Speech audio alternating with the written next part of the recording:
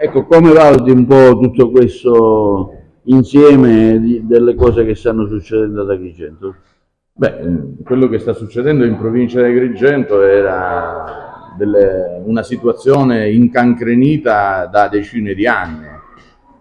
Il nuovo gestore AICA c'è da pochi anni e si è ritrovato sul groppone tutte queste problematiche.